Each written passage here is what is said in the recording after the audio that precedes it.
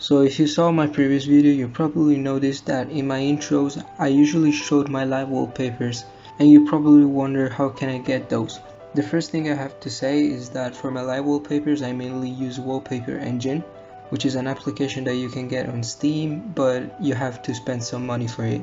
Even though in this video I'm showing you a method to get live wallpapers for free, I still recommend you to go and get Wallpaper Engine on Steam, because after all it doesn't cost that much and you get access to a lot of free wallpapers, which I really like.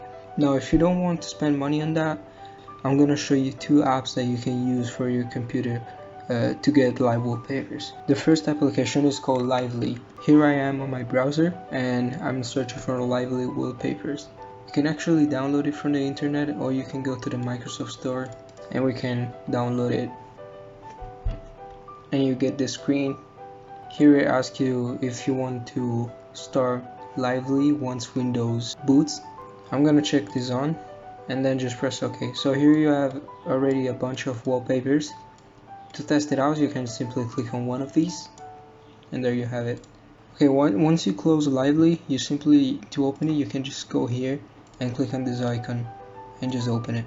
Now you probably wonder, how can I download wallpapers from the internet and get custom wallpapers? It's very easy. You simply need to go on your browser and go on mylivewallpapers.com.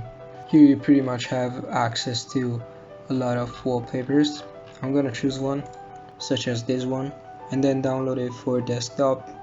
Once it's done, we can go to Lively Wallpaper and click on this plus icon, and then we can browse to select our file and go to the file path and select the file. Now you can simply click on OK, and there you have it. Every time you want to download a new wallpaper, you just go to the website and download your wallpaper and then add it to Lively.